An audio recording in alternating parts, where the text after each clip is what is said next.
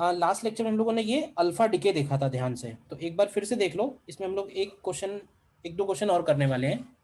Alpha decay simply ये है कि कोई भी हैवी न्यूक्लियस अगर है तो वो हैवी न्यूक्लियस अनस्टेबल से स्टेबल की तरफ पहुंचने के लिए जो सीरीज फॉलो करेगा उसमें हो सकता है कहीं कहीं पे अल्फा डिके भी हो रहा हो, बीटा डिके भी हो रहा हो। तो alpha decay is simply, alpha particle का मतलब है हीलियम न्यूक्लियस यानी 2He4, जिसमें 2 प्रोटॉन है 2 न्यूट्रॉन है। तो अगर वो किसी न्यूक्लियस में से कम हो जाएगा तो क्या बचेगा? तो क्लियर है कि Z-2 बचेगा, A-4 बचेगा। तो इस रिएक्शन का क्यू वैल्यू निकालने का एक तरीका तो ये है, अगर हमको मासेस दिए हुए हैं, ध्यान से समझना। और दूसरा क्यू वैल्यू का डेफिनेशन ये है कि ये जो एनर्जी रिलीज हो रही है, इतनी एनर्जी इस रिएक्शन में रिलीज हुई। अब एनर्जी रिलीज किस फॉर्म में हुई? तो एनर्जी रिलीज हो रही है काइनेटिक एनर्जी के फॉर्म में। नॉर्मली क्या होता है कि ये न्यूक्लियस रेस्ट पे है। अब फिर मैं कहूंगा कि नॉर्मली हो सकता है क्वेश्चन ऐसा बन जाए कि शुरू में मूव कर रहा हो, तो तुम्हें रिएक्टेंट की काइनेटिक एनर्जी भी लेनी पड़ेगी। फिलहाल जो हमने एक पर्टिकुलर फॉर्मूला डिराइव किया है वो वैलिड है, kinetic energy of product minus kinetic energy of reactant, जिसमें रिएक्टेंट कैसे है? रेस्ट पे है। तो सिर्फ काइनेटिक एनर्जी ऑफ प्रोडक्ट लेके हम लोगों ने सॉल्व किया इसको। तो क्यू वैल्यू और काइनेटिक एनर्जी अल्फा पार्टिकल में एक रिलेशन आ गया। अब अगर हमको काइनेटिक एनर्जी अल्फा पार्टिकल मिल जाएगी, इसकी काइनेटिक एनर्जी मिल जाएगी, टोटल एनर्जी मालूम है, तो इसकी भी आ जाएगी जरूरत पड़ने पे। तो बेसिक बेसिक बातें ये हैं। तो एक प्रॉब्लम तो हम लोगों ने ये किया था, ये भी आईआईटी का आया हुआ ही क्वेश्चन है, काफी पहले आया था। ठीक है, एक क्वेश्चन इसमें आपको और करना है जो लास्ट ईयर का है, लेटेस्ट क्वेश्चन, बट अगेन थोड़ा सा ट्विस्टेड है, तो थोड़ा ट्राई करो इसको पहले, देन बताता हूं मैं। तो ये जो प्रॉब्लम है और जो हम लोगों ने डिफॉल्ट थ्योरी में डिराइव किया है क्यू वैल्यू और काइनेटिक एनर्जी, उसमें थोड़ा सा फर्क है, थोड़ा सा मतलब ट्विस्ट है ये। और ट्विस्ट ये है कि जो न्यूक्लियस, डॉटर न्यूक्लियस है, डॉटर न्यूक्लियस एक्साइटेड स्टेट में है। और अगर कोई भी न्यूक्लियस एक्साइटेड स्टेट में होता है तो वो न्यूक्लियस अपने एक्साइटेड स्टेट से ग्राउंड स्टेट में आता है बाई एमिटिंग गामा डीके। यानी कि कहने का मतलब है उस रिएक्शन की जो भी एनर्जी है, अब वो एनर्जी में गामा पार्टिकल यानी गामा रेज और कंट्रीब्यूट कर रही हैं।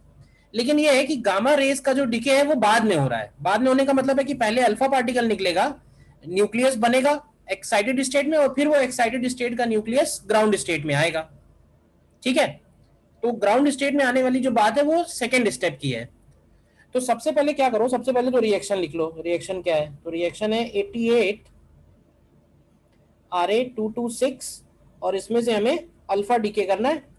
तो ये हो जाएगा 86 Rn222 एंड प्लस 2He4। तो सबसे पहले इसका क्यू वैल्यू निकालते हैं। क्यू वैल्यू मास एनर्जी के फॉर्म में, तो mass of Ra minus mass of Rn minus mass of helium into c square. तो अगर हम ये वैल्यू करते हैं तो ये आता है 226.005 minus 222 and minus 4 into c square यानी कि 931। तो ये 0.005 इंटू 931 आ जा रहा है सीधे सीधे। तो ये आ रहा है 4.655 MeV। अब मुझे बताओ कि ये जो 4.655 MeV आया है, इसमें कौन कौन इंक्लूडेड है, किसकी किसकी एनर्जी इंक्लूडेड है? ये एक तरह से एनर्जी ऑफ रिएक्शन है, जो रिएक्शन हुई उसमें जितनी भी एनर्जी निकली। अब इस एनर्जी में ये जो न्यूक्लियस है ये अपने एक्साइटेड स्टेट में भी है, तो आर स्टार लगा सकते हैं। तो इसका मतलब है कि इसकी काइनेटिक एनर्जी, इसकी काइनेटिक एनर्जी, और प्लस बाद में जो गामा रेज निकलेंगी, वो सब मिला के ये वैल्यू है। ये बात क्लियर है? बताओ। Yes sir. तो अब देखो हमें क्या क्या दिया हुआ है। तो हमें अब एक बात और दी हुई है, और हमें जो दिया हुआ है वो है kinetic energy of alpha particle. तो देखो kinetic energy of alpha particle given है 4.44 MeV। ठीक है, अच्छा ऊपर जो फॉर्मूला हम लोगों ने डिराइव किया था उसको लिखा जरूर क्यू वैल्यू था, बट एक्चुअली क्या वो काइनेटिक एनर्जी ऑफ प्रोडक्ट है या नहीं है? तो अगर हम उसको थोड़ा सा मॉडिफाई कर दें कि kinetic energy of daughter nucleus, kinetic energy of daughter nucleus plus kinetic energy of alpha particle, ये टोटल इक्वल टू बन रहा है kinetic energy of alpha particle into A upon A minus 4। मतलब ऊपर वाले फॉर्मूले में इसको मैंने क्यू लिखा हुआ है, क्यू वैल्यू, लेकिन यहाँ पे क्या है, यहाँ पे क्यू वैल्यू जो निकाली है हम लोगों ने उसमें गामा रेज भी इंक्लूडेड है, तो जो काइनेटिक एनर्जी वाला पोर्शन होगा वो थोड़ा कम होगा, तो मैंने काइनेटिक एनर्जी वाले पोर्शन को अलग से निकाल लिया इस मेथड से। इसमें कोई डाउट है बताओ पहले? तो ये हो जाएगा 4.44 इंटू 226 अपॉन 222, तो ये कितना आएगा?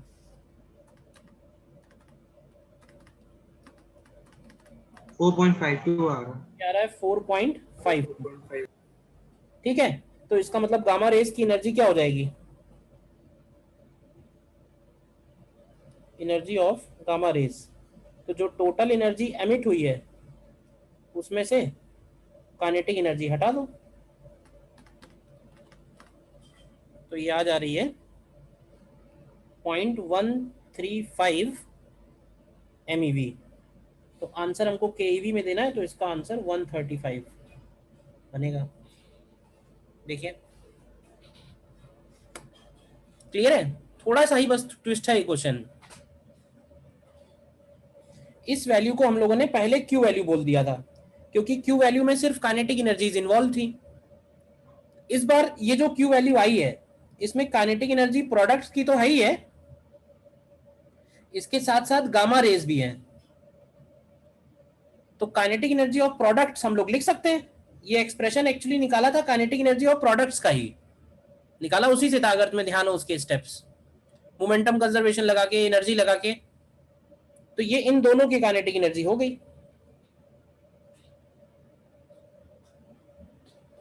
बताओ क्लियर है क्वेश्चन? Yes sir. तो this was all about gamma decay. Gamma decay में और कुछ नहीं है। फिर आगे बढ़ते हैं हम लोग, नेक्स्ट डीके, इसको बोलते हैं बीटा डीके -1 बीटा 0 एमिशन। अच्छा देखो, कभी लिखा हुआ है बीटा डीके सिंपली, तो बीटा डीके का मतलब है -1 beta 0 emission. By default beta decay का मतलब है -1 बीटा 0 एमिशन, क्योंकि दो टाइप के बीटा डीके हैं, बीटा माइनस और बीटा प्लस। तो कई बार ऐसा होता है कि बीटा माइनस के लिए बीटा माइनस नहीं लिखेगा, सिंपली बीटा लिख देगा, तो सिर्फ बाई डिफॉल्ट बीटा डीके का मतलब है इलेक्ट्रॉन एमिशन -1 बीटा 0। तो सबसे पहले तो मुझे उसी तरह से बताओ जेड के बारे में क्या कहेंगे? जेड के बारे में एटॉमिक नंबर, क्या इस केस में बोलेंगे कि एटॉमिक नंबर इंक्रीजेस बाई 1? भाई -1 बीटा 0 निकल रहा है, तो इसको सब्ट्रैक्ट करेंगे तो 1 ऐड हो जाएगा। What about mass number? Mass number के बारे में बोलेंगे it remains same. What about number of protons? अब देखो Z अगर एक बढ़ रहा है तो इसीलिए बढ़ रहा होगा क्योंकि प्रोटॉन का नंबर बढ़ रहा है। Number of proton increases by 1 and number of neutrons, अब देखो प्रोटॉन प्लस न्यूट्रॉन्स का जो नंबर है वो कांस्टेंट है, तो इसका मतलब नंबर ऑफ न्यूट्रॉन जो है वो डिक्रीजेस बाई 1 है।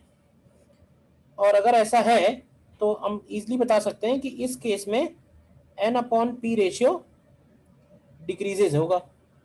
n upon P ratio decreases क्योंकि n कम हो रहा है, p बढ़ रहा है। बोलो। और इसी को स्टडी करके हम बता सकते हैं कि एक्चुअली हो क्या रहा होगा। न्यूक्लियस के अंदर से इलेक्ट्रॉन एमिट हो रहा है। अब न्यूक्लियस के अंदर इलेक्ट्रॉन थोड़े ना होता है, न्यूक्लियस के अंदर न्यूट्रॉन होता है, प्रोटॉन होता है। तो न्यूक्लियस के अंदर से इलेक्ट्रॉन कैसे निकल रहा है? बता सकते हो इस समरी को पढ़ के कि क्या हो रहा होगा न्यूक्लियस के अंदर? एक न्यूट्रॉन ब्रेक हुआ। अगर तुम इस समरी पे ध्यान दोगे तो तुम्हें फिर से मैं कहूंगा कि कुछ याद नहीं करने की जरूरत पड़ेगी। इस समरी से तुम्हें पता चल जाएगा कि न्यूट्रॉन बदल रहा है किसमें? प्रोटॉन में। और न्यूट्रॉन प्रोटॉन में बदलेगा तो एक इलेक्ट्रॉन भी निकलेगा, तो इलेक्ट्रॉन जो है वो न्यूक्लियस के बाहर आ जा रहा है और प्रोटॉन जो है वो अंदर ही रह जा रहा है। ठीक है ना? तो इसमें वैसे बोल सकते हैं, अगर इसमें लिख देना न्यूट्रॉन इनसाइड न्यूक्लियस,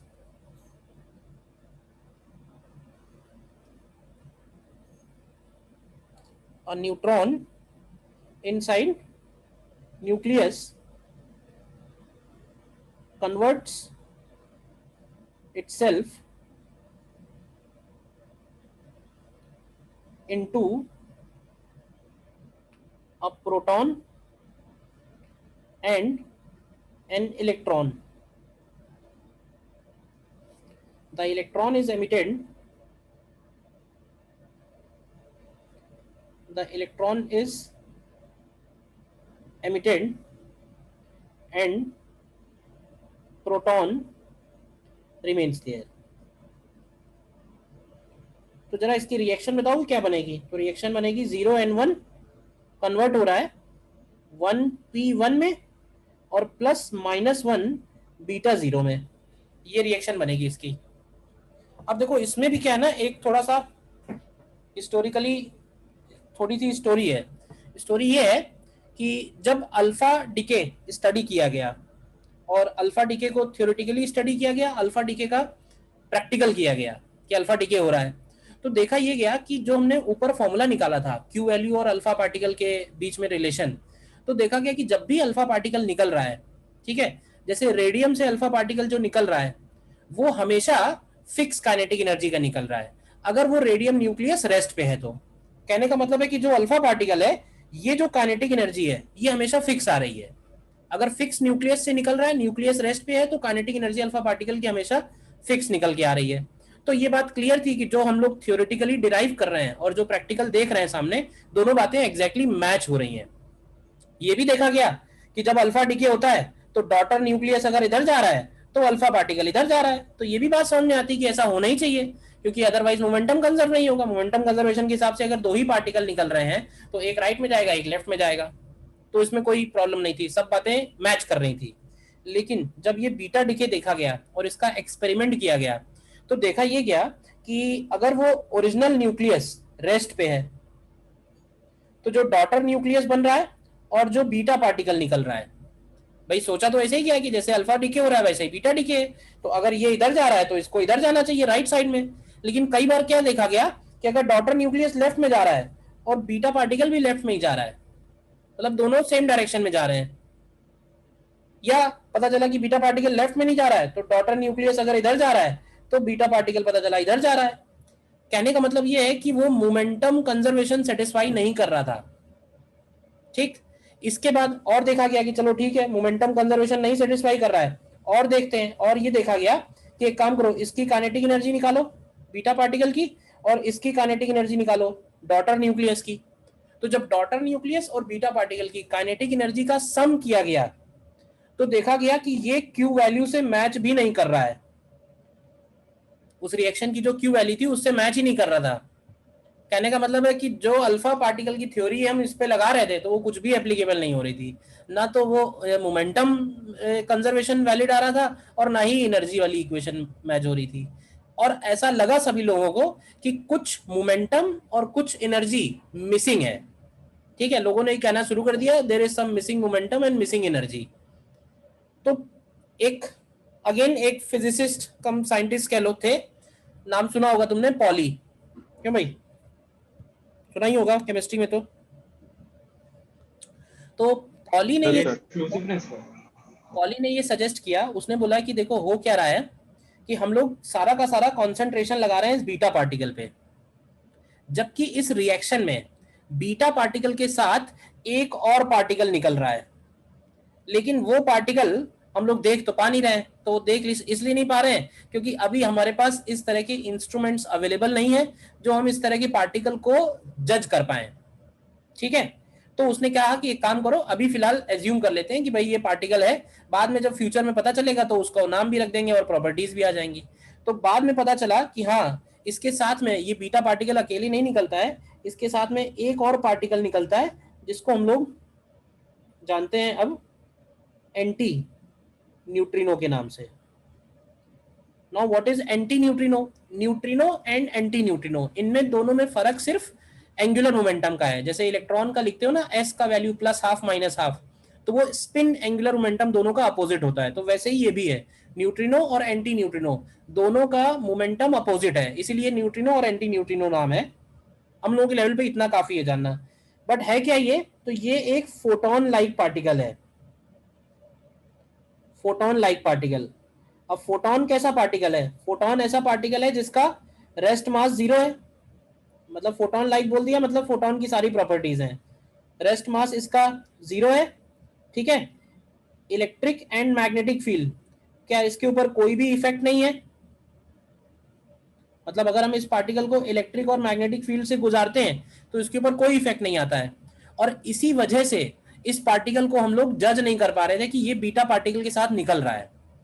लेकिन जब ये इसको हमने एज्यूम कर लिया कि हाँ इस तरह का एक पार्टिकल निकल रहा है, तो देखा गया कि हमारा जो मिसिंग एनर्जी और मिसिंग मोमेंटम वाली जो सस्पेंस बना हुआ था वो भी ओपन हो गया कि हाँ ठीक है, ये अकेला नहीं निकल रहा है, इसके साथ एक और निकल रहा है। तो एक्चुअली 3 पार्टिकल निकल रहे हैं। तो 3 पार्टिकल अगर निकल रहे हैं तो ऐसा हो सकता है कि डॉटर न्यूक्लियस लेफ्ट में जा रहा हो, बीटा पार्टिकल इधर जा रहा हो और एंटी न्यूट्रिनो इधर जा रहा हो, तो मोमेंटम कंजर्व हो जा रहा है। और देखा गया कि इन तीनों की काइनेटिक एनर्जी का जब हम सम करते हैं तो वो क्यू वैल्यू से मैच भी कर रहा है, यानी सब कुछ मैचिंग हो गया इस एक पार्टिकल से। तो इस एक पार्टिकल के बारे में हमें बस यही जानना है कि एक तो ये फोटोन लाइक पार्टिकल है जिसका रेस्ट मास 0 है, ठीक है। It carries definite energy and momentum. तो ये बात फोटोन के लिए तो बोली थी, वही बात लिख दी है यहाँ भी। मतलब उसके पास फिक्स एनर्जी है, फिक्स मोमेंटम है, यानी एक तरह से एनर्जी का पैकेट है। तो वो एनर्जी पैकेट जिस डायरेक्शन में जाएगा उस डायरेक्शन में मोमेंटम होगा और उतना अमाउंट ऑफ एनर्जी होगा। अब इसकी वजह से क्या हुआ कि इन दोनों के पास जो टोटल एनर्जी थी, ये तो हमको मालूम थी कि इन दोनों के पास टोटल मिला के कितनी एनर्जी है, लेकिन बीटा पार्टिकल के पास कितनी एनर्जी होगी, एंटी न्यूट्रिनो के पास कितनी एनर्जी होगी, इसका कोई भी डिवीजन नहीं था, ठीक है। तो इसलिए हम लोग बोलते हैं कि जो ऊपर अल्फा डीके हम लोगों ने पढ़ा है, अल्फा डीके के अंदर जब भी अल्फा पार्टिकल निकलेगा तो उसका काइनेटिक एनर्जी फिक्स होगा। उसको बोलते हैं discrete energy spectrum. Discrete energy spectrum का मतलब है कि it has fixed energy, alpha particle has fixed energy whenever it is emitted from a fixed nucleus kept at rest। But beta particle के लिए बोलते हैं कि beta particle has continuous energy spectrum. Continuous energy spectrum का मतलब होता है जैसे फोटो इलेक्ट्रिक इफेक्ट में इलेक्ट्रॉन निकलता है, याद है? फोटो इलेक्ट्रिक इफेक्ट के इलेक्ट्रॉन का काइनेटिक एनर्जी बता सकते हैं हम लोग? नहीं बता सकते। हम लोग ये बता सकते हैं कि 0 से लेके मैक्सिमम के बीच में कुछ भी होगा, बट किसी पर्टिकुलर इलेक्ट्रॉन की कितनी काइनेटिक एनर्जी होगी ये नहीं बता सकते हैं। तो यही सिचुएशन इस बीटा पार्टिकल के साथ भी है, क्योंकि बीटा पार्टिकल और एंटी न्यूट्रिनो ये दोनों एनर्जी शेयर कर रहे हैं, और किस रेशियो में कर रहे हैं ये रैंडम डिस्ट्रीब्यूशन है। तो बीटा पार्टिकल की जो एनर्जी है वो 0 से लेके मैक्सिमम के बीच में कुछ भी हो सकती है, ठीक है ना? बोलो। तो यहाँ पे एक वर्ड हम लोग ये यूज करते हैं कि here kinetic energy of beta particle has continuous energy spectrum. Clear है इस वर्ड का मतलब? Continuous energy spectrum. तो कंटिन्यूअस एनर्जी का मतलब यही हुआ कि इसको जो काइनेटिक एनर्जी है वो 0 से लेके मैक्सिमम के बीच में कुछ भी हो सकती है। 0 से लेके मैक्सिमम के बीच में कुछ भी हो सकती है, ठीक है। मतलब उससे कुछ फर्क नहीं है, इक्वलिटी इनइक्वलिटी, ठीक। अब बात आती है कितनी एनर्जी होगी, तो उसके लिए हम क्या करेंगे, रिएक्शन लिखेंगे पहले। तो रिएक्शन ये लिखेंगे हम लोग,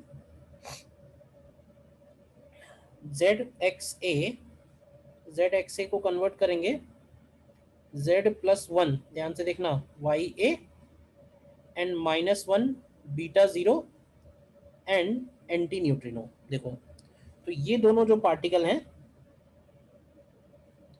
एमिटेड फ्रॉम न्यूक्लियस, और ये हो गया इसका डॉटर न्यूक्लियस। तो एक्चुअली बीटा डीके में 3 पार्टिकल हैं, 3 बॉडीज हो गई एक तरह से, ठीक है। इस रिएक्शन का अगर हम क्यू वैल्यू लिखें तो क्यू वैल्यू क्या लिखना चाहिए? तो क्यू वैल्यू हमको वैसे ही लिखना चाहिए, mass of x minus mass of y minus mass of electron into c square. लेकिन इसके क्यू वैल्यू में भी एक ट्विस्ट है। अब ट्विस्ट ये है, अभी तक हम लोग क्या करते थे, जब भी क्यू वैल्यू लिखते थे तो जो मास हम लोग यूज करते हैं वो मास यूज करते थे जो पीरियोडिक टेबल में मास लिखा हुआ है। पीरियोडिक टेबल में ऊपर मास लिखा रहता है ना एलिमेंट्स के ऊपर, तो उसी मास को हम लोग यूज करते हैं अभी तक। लेकिन है क्या, हम लोगों को अगर एग्जैक्ट कैलकुलेशन करनी है और एकदम माइक्रोस्कोपिक लेवल पे पॉइंट बाई पॉइंट जाना है, तो हमको जो मास लेना चाहिए वो न्यूक्लियस का मास लेना चाहिए, जबकि पीरियोडिक टेबल में जो मास लिखा हुआ है वो एटॉमिक मास है। अब तुम कहोगे एटॉमिक मास और न्यूक्लियस मास में फर्क होगा, तो सोचो ध्यान से, एटॉमिक मास में इलेक्ट्रॉन्स का मास इंक्लूडेड हो गया है, और न्यूक्लियस मास मतलब कि एटॉमिक मास में से इलेक्ट्रॉन्स का मास हटाओ। तो हम अभी तक क्यों नेग्लेक्ट कर रहे थे, तो अभी तक हम इसलिए नेग्लेक्ट कर रहे थे क्योंकि इलेक्ट्रॉन के मास का कोई मतलब वो नहीं था। इलेक्ट्रॉन का मास तो वैसे ही निग्लिजिबल है न्यूट्रॉन प्रोटॉन के सामने, तो नेग्लेक्ट कर दिया था। तो फिर यहाँ क्यों नहीं निग्लेक्ट कर रहे हैं, यहाँ इसलिए नहीं निग्लेक्ट कर रहे हैं क्योंकि इस रिएक्शन में इलेक्ट्रॉन ही निकल रहा है, मतलब कहने का कि क्यू वैल्यू कम है। तो जब वैल्यू कम है तो हमें वो कम कम बातें भी नोट करनी पड़ेंगी, जब ज्यादा थी तो हमने नेग्लेक्ट मार दिया। तो अभी जब हम मास लिखेंगे ना, तो उस मास में हमको इलेक्ट्रॉन्स मास हटाना होगा, यानी जब हम mx बोलेंगे तो mx में से हमें सिर्फ न्यूक्लियस मास लेना है। तो वो कैसे लिखेंगे, तो देखो इसको ऐसे लिखेंगे, mx लिखेंगे और mx में हम zme सब्ट्रैक्ट कर देंगे, तो ये हमारा mx बन गया एक तरह से, मास ऑफ x। क्लियर है। फिर माइनस मास ऑफ y, तो मास ऑफ y लिखने के लिए मास ऑफ y में से z+1 इलेक्ट्रॉन्स का मास सब्ट्रैक्ट कर देंगे, and minus mass of E और इंटू c²। तो अगर आप इसको सॉल्व करते हो तो देखो क्या मिलेगा, ZME तो कैंसिल हो जाएगा, ZME कैंसिल हो जाएगा, और देखो ध्यान से, क्या Me भी कैंसिल हो जा रहा है क्या? तो ये फाइनली आ जा रहा है mx minus my into c²। तो ये क्योंकि ध्यान रखना, क्योंकि इसके निकालने में थोड़ा सा अलग है, हमने इसमें मास ऑफ इलेक्ट्रॉन लिया हुआ है। हाँ बोलिए सर, मास ऑफ वाई में Z+1 me क्यों सब्ट्रैक्ट किया? क्योंकि वाई का जो मास हम लोग उठाएंगे पीरियोडिक टेबल से, उसमें इलेक्ट्रॉन्स का मास इंक्लूडेड रहेगा ना। यस सर, हाँ उसमें भी। तो हमने वाई वाले एलिमेंट में उसमें जो इलेक्ट्रॉन जितने हैं वो हटा दिए। Yes sir. ठीक है, और ये जो Q वैल्यू निकल के आई है, ये निकल के आएगी kinetic energy of products minus kinetic energy of reactants. ठीक है, इसमें हम आगे बोल सकते हैं कि if parent nucleus is initially at rest, तो अगर पेरेंट न्यूक्लियस इनिशियली रेस्ट पे है तो Q वैल्यू को हम लोग लिख सकते हैं, Q value is equal to kinetic energy of daughter nucleus plus kinetic energy of beta particle plus energy of anti neutrino plus energy of anti neutrino. ठीक है, अब यहां पे क्या होता है कि अगर हम इन तीन वैल्यूज को कंपेयर करें, ठीक है, तो यहां पे एक बात ये बोलते हैं कि kinetic energy of daughter nucleus जो है वो बहुत कम होती है kinetic energy of beta particle और एनर्जी ऑफ एंटी न्यूट्रिनो से। इसके पीछे भी मैं समझाता हूं ऐसा क्यों लिखते हैं। देखो जैसे हम लोग पढ़ते हैं फायरिंग फ्रॉम अ गन, पढ़ा है ना, bullet firing from a gun. तो ये बताओ कि जब बुलेट फायरिंग होती है गन के अंदर, तो गन के अंदर एक एक्सप्लोजन होता है, और उस एक्सप्लोजन से जो केमिकल एनर्जी है वो बदलती है मैकेनिकल एनर्जी में in the form of kinetic energy. लेकिन वो जो काइनेटिक एनर्जी है वो गन और बुलेट दोनों में डिस्ट्रीब्यूट होती है, मालूम है ये बात, according to momentum conservation, m1v1 equal to m2v2। अब उसमें से क्या होता है कि मेजॉरिटी पार्ट जो है वो बुलेट के पास चला जाता है, मतलब काइनेटिक एनर्जी जो रिलीज हुई है उसका मेजॉरिटी पार्ट बुलेट के पास होता है। मोमेंटम दोनों का सेम होता है, लेकिन काइनेटिक एनर्जी बुलेट की कहीं ज्यादा होती है। रीजन ये कि बुलेट का मास बहुत कम है और गन का मास और जो उसको होल्ड किए हो उसका मास बहुत ज्यादा है, जिसकी वजह से जो मैक्सिमम एनर्जी रिलीज्ड है वो बुलेट के पास ही जाती है, गन वाले को कहाँ मिलती है, निग्लिजिबल अमाउंट ऑफ एनर्जी रहता है।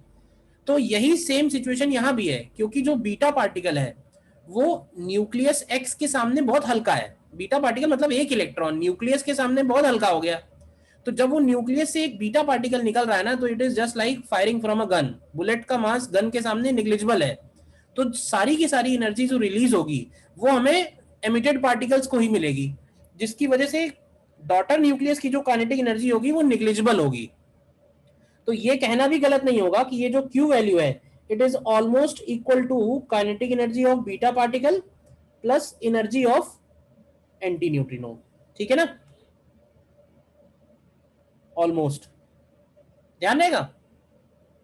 तो अगर हमसे पूछा जाए कि भाई बीटा पार्टिकल की मैक्सिमम काइनेटिक एनर्जी क्या हो सकती है, तो बीटा पार्टिकल की maximum kinetic energy Q value के बराबर हो सकती है, जब फोटोन की एनर्जी एंटी न्यूट्रिनो की एनर्जी टेंडिंग टू 0 हो। समझ गए? बताओ।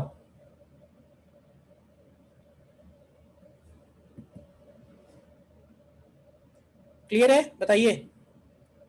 Yes sir. ठीक है, तो जितनी बातें बताई हैं ध्यान रखना है। ये बात आगे लिखी हुई है, इसमें ऐसे लिख सकते हैं कि as mass of daughter nucleus is very large,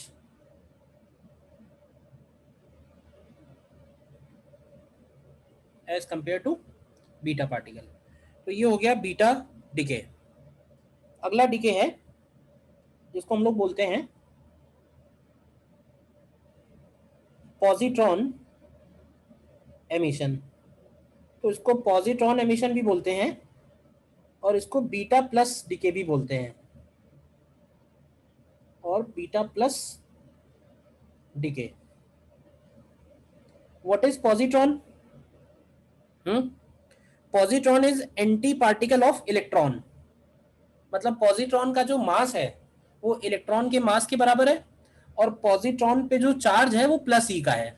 मतलब इलेक्ट्रॉन का मास माइनस ई है, पॉजिट्रॉन का मास प्लस ई है। ठीक है, तो जरा बताते जाओ फिर से उसी तरह से। Z के बारे में क्या कहोगे?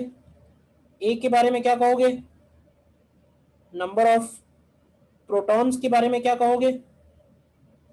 नंबर ऑफ न्यूट्रॉन्स के बारे में क्या कहोगे? अपने आप बताओ, कुछ याद नहीं करना पड़ेगा। And then what about N upon P ratio? Z के बारे में बोल सकते हैं कि Z डिक्रीजेस बाई 1 होगा। भाई +1 बीटा 0 उसमें से निकल रहा है, तो Z डिक्रीजेस बाई 1 हो गया। A के लिए बोल सकते हैं अगेन A जो है वो रिमेन सेम होगा। नंबर ऑफ प्रोटॉन्स, तो नंबर ऑफ प्रोटॉन्स के लिए क्या बोलेंगे? बताओ बताओ भाई, what about number of protons?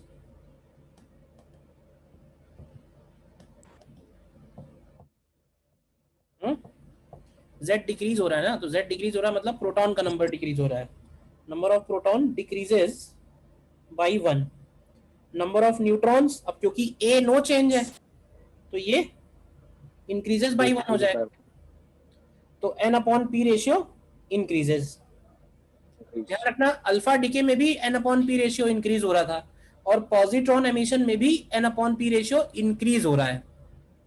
तो एक क्वेश्चन जो नेचुरली उठता है वो ये कि दोनों में क्या फर्क है? भाई अल्फा डिके भी N अपॉन P रेशियो बढ़ाने के लिए होता है, पॉजिट्रॉन एमिशन भी N अपॉन P रेशियो बढ़ाने के लिए होता है। तो है क्या, देखो ये सारे चीजें है ना, कोई भी पर्टिकुलर न्यूक्लियस अगर अनस्टेबल है उसमें से अल्फा निकलेगा या पॉजिट्रॉन निकलेगा या दोनों के निकलने की प्रोबेबिलिटी है, ये चीजें अलग अलग एलिमेंट्स के हिसाब से अलग अलग है। हाँ, बट अगर हम कुछ थ्योरी बना के इन जनरल बोलना चाहते हैं तो ये बोल सकते हैं कि जो अल्फा पार्टिकल है वो हैवी पार्टिकल है, तो अल्फा डिके हैवी न्यूक्लियस से ही होगा, किसी छोटे मोटे न्यूक्लियस से अल्फा डिके जनरली नहीं होगा।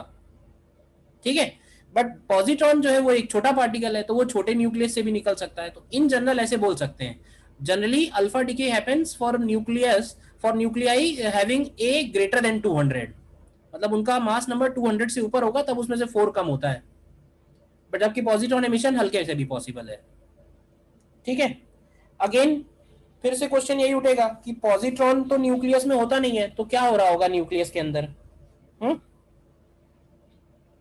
तो इसमें लिखेंगे a proton inside nucleus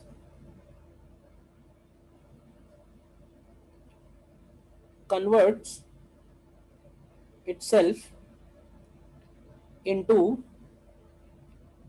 a neutron and a positron. ठीक है, the positron is emitted and neutron remains there. Reaction क्या लिखेंगे प्रोटॉन कन्वर्जन की? तो 1p1 कन्वर्ट हो रहा है 0n1 में और +1 बीटा 0 में। यहाँ पे भी सिमिलर टाइप का गड़बड़ था, मतलब जो पॉजिट्रॉन एमिट हो रहा था और जो neutron emit nucleus daughter nucleus था, वो दोनों सेम डायरेक्शन में जा रहे थे। मतलब मिसिंग एनर्जी मिसिंग मोमेंटम वाली कहानी यहाँ भी थी, एग्जैक्टली सेम। तो यहाँ पे जो पार्टिकल एमिट हो रहा है उसको बोला गया न्यूट्रिनो, क्योंकि वहां पे जो न्यूट्रिनो एमिट हो रहा था और यहाँ पे जो न्यूट्रिनो एमिट हो रहा था, उन दोनों का स्पिन एंगुलर मोमेंटम बाद में फाइंड हुआ, ये सब चीजें अपोजिट था, तो इसलिए दोनों को नाम देना अलग अलग चाहिए था। तो एक को न्यूट्रिनो बोला गया, एक को एंटी न्यूट्रिनो बोला गया। ठीक है, मैंने ऐसे याद रख कर रखा है कि न्यूट्रॉन के साथ न्यूट्रिनो निकल रहा है, तो वो पहले वाला याद रखना कि पहले वाला एंटी न्यूट्रिनो है, मतलब याद रखने के लिए न्यूट्रॉन के साथ न्यूट्रिनो है। ठीक है, again it has same properties as of antineutrino, but its spin angular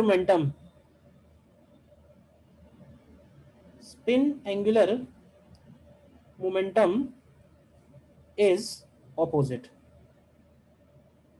spin angular momentum इसका ऑपोजिट जाएगा, बाकी सारी प्रॉपर्टीज जो है वो सेम है।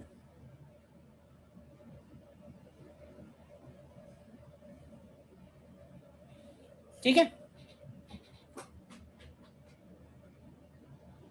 ठीक है, और जो जो बातें वहां लिखी थी वो यहाँ भी लिख सकते हैं, यहाँ भी यही बात बोल सकते हैं। ये जो पॉइंट लिखा हुआ है ना यहाँ पे कि जो पॉजिट्रॉन निकल रहा है उसकी काइनेटिक एनर्जी 0 से लेके मैक्सिमम के बीच में कुछ भी हो सकती है।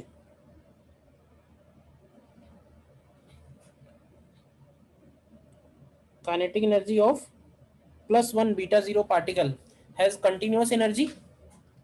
ठीक है, इसके बाद अगर हम रिएक्शन लिखें तो रिएक्शन बनेगा ZXA इक्वल टू क्या बनेगा, Z-1 YA and +1 beta 0 and neutrino. Q value लिखो, और क्यू वैल्यू लिखने में उसी तरह से हम इलेक्ट्रॉन के मास को काउंट करते हुए, उसकी अकाउंटेबिलिटी रखते हुए, अगर हम इलेक्ट्रॉन मास सब्ट्रैक्ट करें उसमें से, तो ये बनेगा mx minus ZME then minus my minus Z-1 ME and minus ME into C²। तो इसको अगर तुम सॉल्व करते हो ध्यान से तो यहाँ पे 2 टाइम्स ME बच रहा होगा। देखो जरा सॉल्व करके, यहाँ पे ME कैंसिल नहीं हो रहा है, तो ये mx minus my minus 2ME into C² है। तो ये फिर एक कॉमन मिस्टेक हो जाती है। कॉमन मिस्टेक ये है कि हमें रिएक्शन में तो एक ही E दिख रहा है, बट यहाँ पे -2 है। ध्यान रहेगी ये बात, रिएक्शन में तो हमें एक ही इलेक्ट्रॉन दिख रहा है, लेकिन यहाँ पे हमने -2ME लिखा है, तो ये -2 कैसे हो गया? और बाकी सारी बातें यहाँ पे हम सिमिलर बोल सकते हैं, यही वाली जो ऊपर लिखी हुई हैं, एग्जैक्टली सेम। तो ये बातें फिर से आपको नोट करनी पड़ेंगी।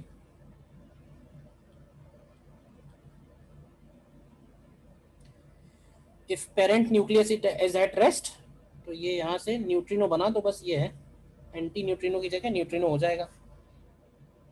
और ये जो वैल्यू हम लोगों ने निकाली है Q value, this is actually kinetic energy of products minus kinetic energy of reactants.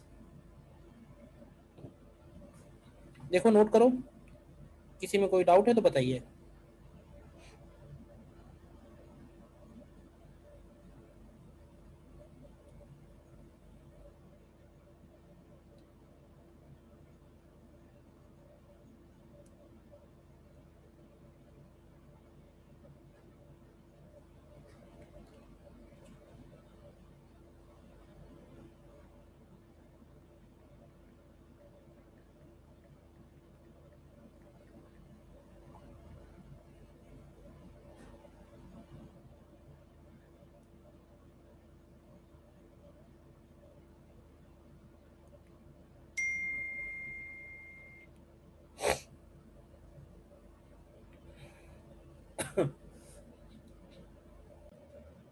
इसमें एक बात और हम यहाँ पे नोट करके लिखेंगे,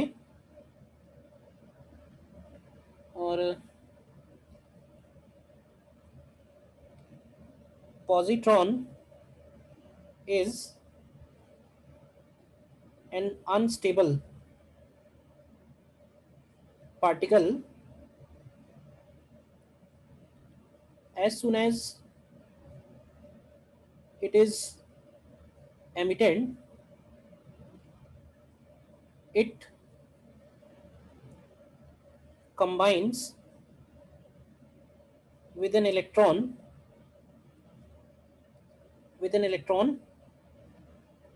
to form positronium ion. It also fuses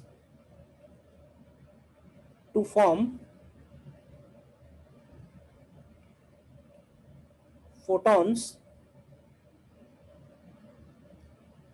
traveling in opposite direction. This process is called pair annihilation. This process is called pair annihilation. Pair annihilation क्या है कि जैसे ही ये जो निकला है पॉजिट्रॉन, ये पॉजिट्रॉन निकलने की तुरंत बाद किसी ना किसी इलेक्ट्रॉन से कंबाइन करेगा, और कंबाइन करने के बाद ये एक पॉजिट्रोनियम आयन बनाएगा। पॉजिट्रोनियम आयन पहले भी आया था कहीं क्यों भाई? ये पॉजिट्रोनियम आयन अपने सेंटर ऑफ मास के अबाउट कुछ देर रोटेट होगा। ध्यान से देखना, इसका मास भी m ही है और इसका मास भी m ही है, तो ये दोनों सेम स्पीड से सेम सर्कल में रिवॉल्व होंगे about their own centre of mass. लेकिन सडनली क्या होगा, सडनली ही ये दोनों फ्यूज हो जाएंगे,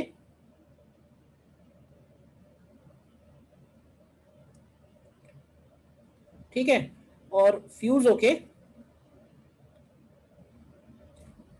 ये फॉर्म करेंगे दो डिफरेंट फोटॉन्स। कोई बताएगा दो क्यों? क्यों भाई, कोई बताएगा दो फोटॉन क्यों? मोमेंटम कंजर्वेशन जिससे एप्लीकेबल रहे भाई। इस सिस्टम का लेफ्ट साइड में मोमेंटम 0 है, तो राइट साइड में भी एक फोट। ये क्वेश्चन है कि जब पेयर एनिलेशन होता है तो उसमें दो फोटॉन क्यों निकलते हैं, एक क्यों नहीं निकलता है? तो अभी एक्सप्लेन कर सकते हो ऐसा क्यों है? पेयर एनिलेशन में दो फोटॉन क्यों निकलते हैं, एक से क्यों नहीं काम चलता है? तो एक अगर निकलेगा तो मोमेंटम कंजर्वेशन वायलेट हो जाएगा। तो ये एच न्यू अपॉन सी लिख दो, एक ही बात है, ठीक है। और यहाँ जो ये 2h न्यू बन रहा है, इस 2h न्यू की value M E into c square के इक्वल होगी, M E into c square के इक्वल होगी।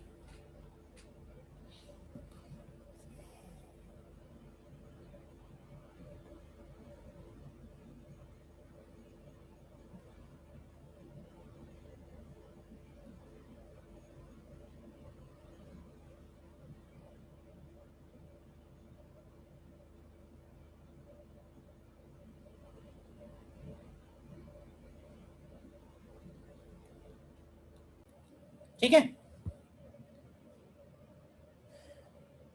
नेक्स्ट इसमें एक और पॉइंट आता है फिर। अब देखो है क्या, इसी में एक बात छोटी सी और है कि जो बीटा प्लस डिके है यानी पॉजिट्रॉन एमिशन है, positron emission is not so easy. ऐसा क्यों बोलते हैं? क्योंकि पॉजिट्रॉन एमिशन में तुम अगर थोड़ा सा पीछे जाओ, जो हमने स्टार्ट किया है, तो उसमें हो ये रहा है कि प्रोटॉन जो है वो न्यूट्रॉन में बदल रहा है। देखो न्यूट्रॉन प्रोटॉन में आसानी से बदल सकता है, मतलब फ्री न्यूट्रॉन फ्री प्रोटॉन में बदल सकता है। न्यूक्लियस के अंदर न्यूट्रॉन भी प्रोटॉन में बदल सकता है, क्योंकि न्यूट्रॉन का मास ज्यादा है, प्रोटॉन का मास कम है। बट प्रोटॉन का न्यूट्रॉन में जो बदलना है ये इजी नहीं है, क्योंकि प्रोटॉन का मास है कम, न्यूट्रॉन का मास है ज्यादा, ऑब्वियसली मास की वजह से। तो इसका मतलब ये है कि इस प्रोटॉन के पास एनर्जी होनी चाहिए उस न्यूट्रॉन में बदलने के लिए, या प्रोटॉन से ज्यादा इंपॉर्टेंट है ये जो न्यूक्लियस है जेड एक्स है, इस न्यूक्लियस के पास सफिशिएंट एनर्जी होनी चाहिए जिससे वो अपनी एनर्जी को यूज करके प्रोटॉन को न्यूट्रॉन में कन्वर्ट कर ले, क्योंकि उसको स्टेबल बनना है। तो इसमें एक बात ये बोलते हैं पॉजिट्रॉन एमिशन में कि केवल वही न्यूक्लियस ऐसा कर पाते हैं जो हाई एनर्जी स्टेट में है। लो एनर्जी वाला जो न्यूक्लियस है वो अपने प्रोटॉन को न्यूट्रॉन में नहीं बदल सकता है। तो लो एनर्जी न्यूक्लियाई के पास क्या ऑप्शन है? तो उनके पास फिर एक तीसरा ऑप्शन बचता है, अल्फा डीके भी नहीं हो सकता, पॉजिट्रॉन एमिशन भी नहीं हो सकता है, तो उनके पास तीसरा ऑप्शन जो बचता है वो हमारा थर्ड हेडिंग है, कॉल्ड के कैप्चर। के कैप्चर में क्या होता है?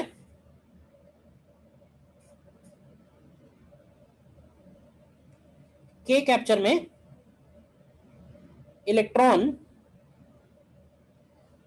अपने शेल में, इलेक्ट्रॉन अपने के शेल के किसी न्यूक्लियस अपने किसी के शेल में जो दो इलेक्ट्रॉन है उनमें से किसी एक इलेक्ट्रॉन को इनसाइड न्यूक्लियस पुल कर लेगा। तो जब इलेक्ट्रॉन न्यूक्लियस के अंदर आ जाएगा तो वो इलेक्ट्रॉन प्रोटॉन के साथ कंबाइन करके न्यूट्रॉन बना ही देगा, किसी भी सूरत में प्रोटॉन प्लस इलेक्ट्रॉन मिलके न्यूट्रॉन बना देंगे। तो इसलिए इसको बोलते हैं हम लोग के कैप्चर। ठीक है। तो इसमें भी जो कन्वर्जन रहते हैं, कन्वर्जन तो यही सारे रहेंगे, मतलब जो ये जो बेसिक पॉइंट लिखे हुए हैं हम लोगों ने ये वाले, ये बेसिक पॉइंट सेम रहेंगे, क्योंकि यहाँ भी जो प्रोटॉन है वो न्यूट्रॉन में बदलता है। तो एक तो ये तुम एग्जैक्टली यहाँ कॉपी कर लो। ठीक है, पहला पॉइंट। और इसमें साथ में यहाँ पे ये लिखेंगे फिर हम लोग, नोट कर लो पहले, nucleus pulls its one of the electrons from K shell inside which combines with a proton to form neutron. यानी इस बार जो रिएक्शन है वो कुछ इस तरह की है, -1E0 कंबाइन करेगा 1P1 से और कंबाइन होके यहाँ पे 0N1 बनेगा। ध्यान रखना न्यूट्रॉन के साथ न्यूट्रिनो जरूर निकलेगा, तो न्यूट्रिनो यहाँ भी निकल रहा है। ठीक है ना। तो ये जो न्यूट्रिनो है ये न्यूक्लियस के बाहर एमिट हो जाएगा, न्यूट्रॉन अंदर ही रह जाएगा। रिएक्शन अगर लिखें तो इसको ऐसे लिख सकते हैं, ZXA plus -1E0 equal to Z-1 YA and plus neutrino. मतलब यहाँ पे एमिटेड सिर्फ न्यूट्रिनो ही होता है।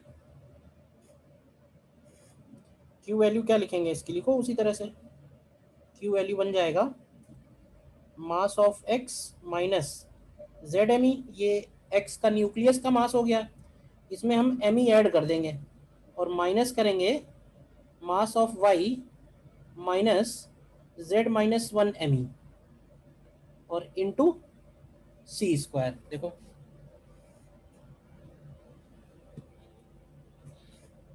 Into c square. तो इसको भी जरा तुम सॉल्व करो, जरा देखो क्या आता है क्यू वैल्यू। क्या यहाँ भी mx minus my into c square आ रहा है?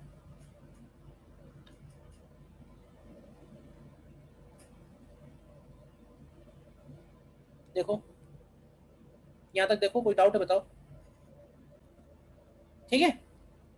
और इसमें एक और खास बात नोट ये करनी है, इसमें ये बात भी बोलते हैं कि आफ्टर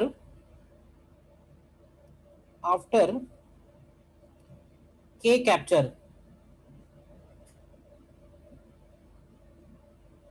कैरेक्टरिस्टिक के एक्स-रे photons आर एमिटेड। तो ये बताओ, ये सेंटेंस क्लियर है कैसे लिखा गया है?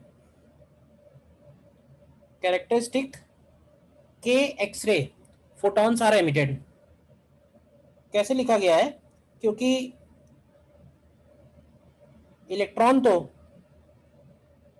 इलेक्ट्रॉन चला गया है न्यूक्लियस के अंदर के शेल से, तो के शेल में आ जाएगी वैकेंसी, तो उस वैकेंसी को फिल करने के लिए हायर ऑर्बिट से इलेक्ट्रॉन के शेल में आएगा। तो जब वो हायर ऑर्बिट से के शेल में आएगा तो वो के अल्फा या के बीटा या के गामा इस तरह के फोटॉन्स एमिट हो सकते हैं। तो बोलते हैं कि के कैप्चर के बाद कैरेक्टरिस्टिक एक्सरे फोटॉन्स भी प्रोड्यूस होते हैं। क्लियर है अभी ये सेंटेंस?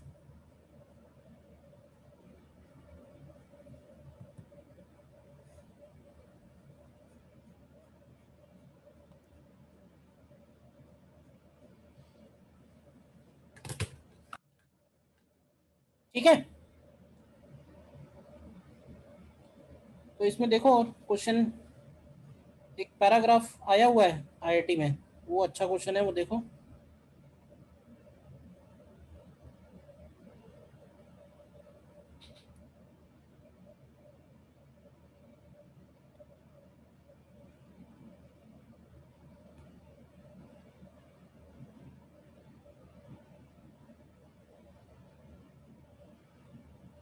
देखिए क्वेश्चन है आपके सामने। देखो इस केस में क्या है कि बीटा डिके, तुमने कहानी तो पढ़ी ली पूरी, ठीक है ना? इसमें भी वही कहानी दी हुई है, ठीक है। अब इसमें ये कह रहा है क्वेश्चन में कि maximum kinetic energy of electron is 0.8, मतलब ये एक तरह से क्यू वैल्यू है और Q value maximum kinetic energy बन सकती है। तो हमसे पूछा है what is the maximum energy of anti neutrino. तो मैंने बताया था कि kinetic energy of beta particle plus energy of anti neutrino, ये मिला के क्यू वैल्यू के इक्वल बनेंगे।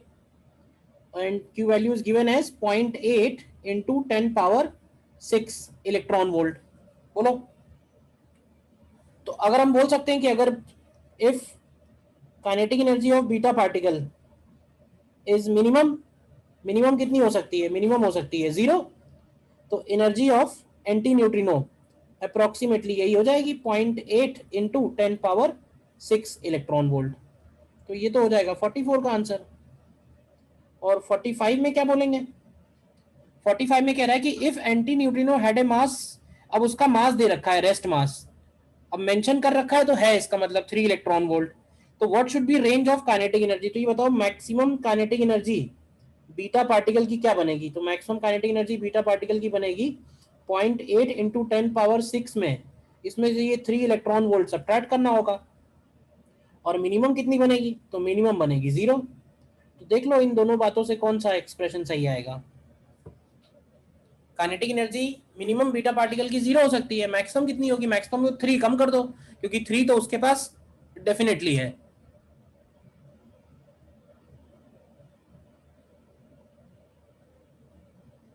बोलिए, क्लियर है?